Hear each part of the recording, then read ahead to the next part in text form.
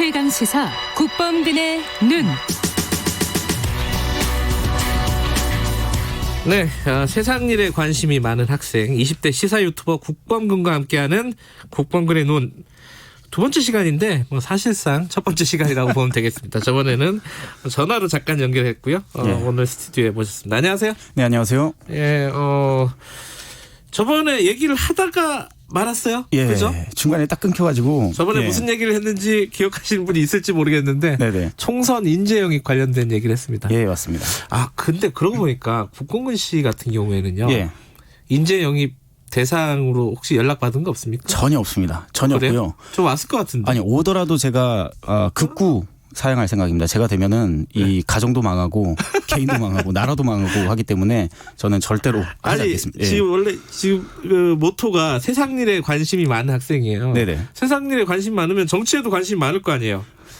관심은 많아도 그것이 반드시 제가 직업 정치인이 돼야 된다는 의미는 아닐 거고요. 네. 저는 계속 생각하지만 저는 공직에는 전혀 걸맞지 않는 사람인 것 같습니다. 알겠습니다. 네. 저번에 무슨 얘기까지 했냐면은 지금 인재 영입 한참 하고 있어요. 1호, 2호, 3호, 4호. 그렇죠. 저번에 독수리 호영제 얘기도 잠깐 하셨는데. 그렇게 인재 영입하는 게 좋은 사람 영입하는 거야 나쁘지 않은데 왜 안에 있는 사람들이 크는 시스템이 아니라 밖에서 갑자기 들어오느냐. 그렇죠. 이 얘기를 잠깐 꺼내다가 말았어요. 네네. 그게 무슨 의미인지 좀 설명 좀 해주세요. 그러니까 어떤 조직이든 간에 그 조직이 잘 되려면 내부적으로 이제 수혈이 될 수 있는 시스템이 있어야 되는데 회사 같은 경우에도 신입사원 들어오면 그 사람들이 처음부터 중책을 맡는 경우는 없잖아요. 말단 신입사원부터 시작해서 옆에서 사주가 붙어가지고 하나하나씩 이제 막 구르고 깨지면서 굳은 살도 박히고 그러면서 점차 이제 중책을 맡아가는 것이 일반적인 조직의 어떤 그 생리일 텐데 이상하게 이 정치권 같은 경우에는 안에 정당 내에 보면 그 청년 조직이 없는 것도 아닌데 있죠. 그렇죠. 거기서 오랫동안 헌신한 사람들은 오히려 빛을 보지 못하고 선거철만 되면 이제 외부에서 다른 거 하다가 생뚱맞게 이제 징발이 돼서 끌려오는 이런 시스템이다 보니까 징발. 그렇죠. 누가 그런 표현 하더라고요. 이 선거 시즌만 되면 다들 피가 부족해가지고 흡혈귀가 된다고. 그렇죠. 외부에서 뭔가를 수혈해야 된다고. 피를 찾아서 돌아다닌다고. 내부에서 크는 시스템. 근데 그게 왜 안 되는 걸까요? 내부에서 이렇게 굳은 살 박히면서 이렇게 차근차근 성장해가는 이거 왜 안 되는 거라고 보세요? 우선 우리 정당 그 조직에 그런 조직들이 있긴 하지만 내부적으로 그 탄탄한 시스템이 갖춰져 있지 않다는 게 가장 큰 문제인 것 같습니다. 그러니까 이 각 정당마다 이른바 그 정치인 사관학교처럼 해서 그냥 예시를 들자면 연예기획사 같은 느낌이죠. 연예기획사 같은 데 보면 내부적으로 그 연습생들을 훈련시켜서 아이돌로 딱 데뷔시키는 그 커리큘럼이 다 존재하잖아요.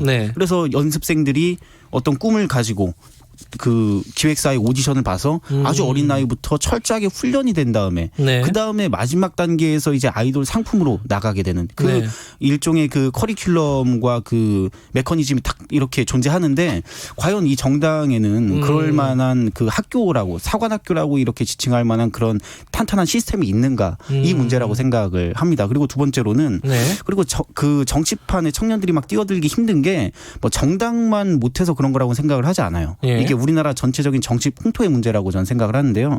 일단 돈 많은 사람들이 좀 압도적으로 유리한 이 선거법에도 저는 큰 문제가 있다고 생각을 합니다.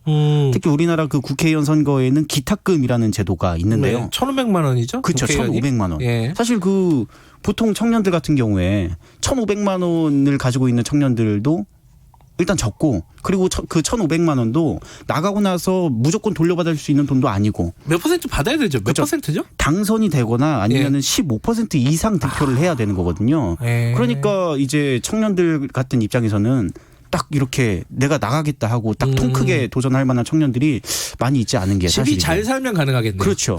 그러니까 돈 많은 백수 아니면 금수저 이런 사람들이 오히려 그 정치에 진출하기 용이한 그런 환경이라는 거죠. 은행 가서 나 총선 나갈 테니까 1,500만 원 대출해달라 그러면 안 해줄 거예요. 아마 그죠? 당연하죠. 나가라 그러죠. 여러 가지 그러니까 그 정당 내 시스템도 제대로 안 돼 있고 여러 가지 사회적인 어떤 제도 도 문제가 있다 이런 말씀이시네요.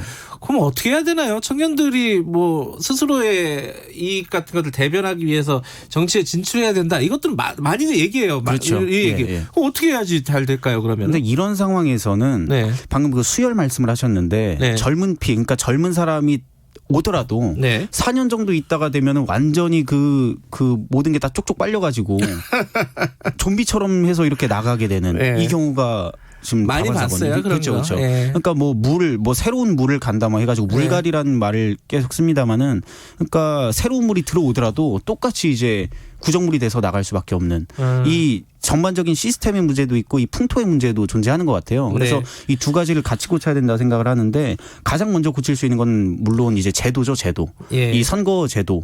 를 개혁하는 것과 그리고 이 정치 교육 제도를 개혁하는 것이 가장 그 출발점이 되지 않을까 싶습니다.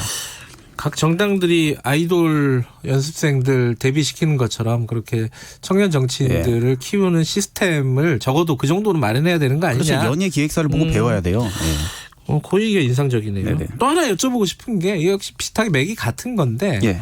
이번에 선거 연령이 한 살 내려갔습니다. 예. 이제 만 18세도 할 수 있어요. 예. 고3들이 이제 상당수 투표를 할 수 있는 건데 그렇죠. 예. 걱정하는 이른바 어른들이 예. 많습니다. 예. 어떻게 보십니까? 근데 더 낮춰줘야 되고요. 더 일단은. 낮춰야 된다? 더 낮춰야 됩니다. 오. 제 생각은 더 낮춰야 되고 그리고 걱정을 하시는 가장 큰 이유 중에 하나가 네. 과연 그 고등학생들이 투표를 올바로 할 만한 판단력이 있느냐 뭐 이런 논지거든요. 그거죠. 핵심이 그거예요. 그렇죠. 예. 근데 사실 그렇게 판단력을 근거로 해서 우려를 하는 건 본질에서 벗어난 얘기거든요. 왜냐하면 이 보통 선거의 원칙이란 게 뭡니까? 네. 모두가 뭐 성별, 학력, 뭐 기타 배경 등등에 상관없이 동등하게 한 표를 행사해야 된다는 원칙 아니겠어요? 네. 여기서 판단력이라는 게 낄 여지가 없는 거죠. 왜냐하면 사실 냉정하게 따져보면 우리 어른들도 뭐 얼마나 그렇게 판단력이 대단해가지고 행사를 하냐. 그 얘기 나올 줄 알았어요. 그렇죠. 이런 엄정한 잣대로 하면은 걸러질 사람들 많이 있을 겁니다. 그리고 단적으로 얘기해서 저 같은 무지렁이도 무시하기도 아니죠. 서울대 교수님과 똑같이 한 표를 행사해야 된다는 게 이 보통 선거의 원칙인 거거든요. 네. 판단력을 기준으로 해가지고 뭐 어떻게 기준할 것이 뭐 선거법 뭐 시험 볼 것도 아니고 그러니까 이 판단력을 근거로 해서 애초에 이야기를 하는 게 본질에서 벗어난 얘기를 뿐더러 네. 그리고 우리 청소년들이 그렇게 판단력이 떨어지냐 하면 저는 그렇지 않다고 생각합니다. OECD 국가 중에서도 우리 청소년들의 문해력이 상위권에 위치하는 걸로 나오고 있고 그리고 또 18세라고 하면은 뭐 군대도 갈 수 있고 결혼도 할 수 있고 기타 모든 그 사회 활동을 하는 게 다 법적으로 보장이 되어 있는 나이인데 네. 투표만 할 수 없다. 라는 것은 저는 어불성성이라고 보는 그러니까 거죠. 그거예요. 이제 반대하는 여론 중에 지금은 어차피 통과됐지만은 네네. 뭐 걱정했던 여론들이 지금도 뭐 걱정하는 사람도 있습니다. 예를 들어 좀 쉽게 얘기하면 예. 정교조 선생님이 정치적으로 편향이 돼가지고 예. 교실에서 학생들 보고 예. 이렇게 투표하라 그러면은 애들이 그대로 투표를 해서 위험하다. 근데 이런 저도 얘기가 있습니다. 저도 학교 다닐 때요. 일배하는 선생님도 있었고 진짜 일배를 낸 진짜 선생님이? 있었어요. 예. 그분 대타로 들어온 교사님이었는데 얘기하다 보니까 진짜 자기가 일배한다고 얘기를 하더라고요. 그래서 막 네. 싸웠죠. 네. 일배하는 선생님도 계셨고 뭐 입만 열면은 이제 박정희 대통령 찬양하고 이런 선생님도 있었는데 그렇군요. 예. 네. 저희 막 그분들이랑 막 언쟁도 많이 하고 그랬거든요. 그러니까 그런 거는 이 청소년들의 어떤 주체적인 사고력을 너무 지나치게 인정을 하지 않아서 하는 얘기인 것 같고 네. 예, 저는 좀 인정하기가 힘듭니다. 네. 알겠습니다. 그렇게 걱정하는 사람들은 많이 있어요. 근데 걱정이 뭐 기우다 이런 말씀이신 것 같고요. 최근에 핀란드에서 만 34세 총리가 나왔습니다. 예. 그거 보시고 어떤 생각이 드셨습니까?